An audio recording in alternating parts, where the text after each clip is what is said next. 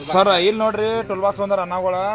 ಹೆಂಗೈತೆ ನೋಡ್ರಿ ಕ್ವಾಲಿಟಿ ಇದೆ ಚೆಕ್ ಮಾಡ್ಕೊಂಬಿಡ್ರಿ ಎಲ್ಲಕ್ಕೂ ನೀವು ಟ್ರ್ಯಾಕ್ಟರ್ಗಳಿಗೆ ಗೈ ಹೊಡಿಯೋರಿಗೆ ಮಾಡೋರಿಗೆ ಟ್ರ್ಯಾಕ್ಟರ್ ಮನೆ ಆಡೋರಿಗೆ ಎಲ್ಲರಿಗೂ ನಡೀತಿದೆ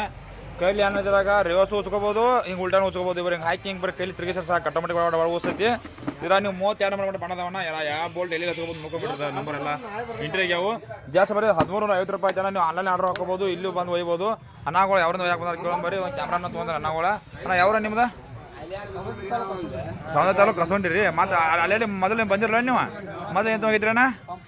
ಎಲ್ಲ ಪಂಪ್ ಹೆಂಗದ ಕ್ವಾಲಿಟಿ ಪಂಪ್ ಬಡಿದು ನಂಬರ್ 1 ಅದಾವಣ್ಣ ಚಲೋ ಅನ್ಸವಣ್ಣ ಇಲ್ಲಿಂದ ಎಷ್ಟು ಕಿಲೋಮೀಟರ್ ಆಗತ್ತೆ ನಿಮ್ಮೂರು ರೀ 110 ಕಿಲೋಮೀಟರ್ ಅಲ್ಲಿಂದ ಬಂದಿದ್ದಕ್ಕೆ ಒಟ್ಟು ಐಟಮ್ ಓದಿದ್ದು ಮಾಡಿದ್ದು ಎಲ್ಲ ನಾವು ಚಲೋ ಅನ್ಸೋದಲ್ಲ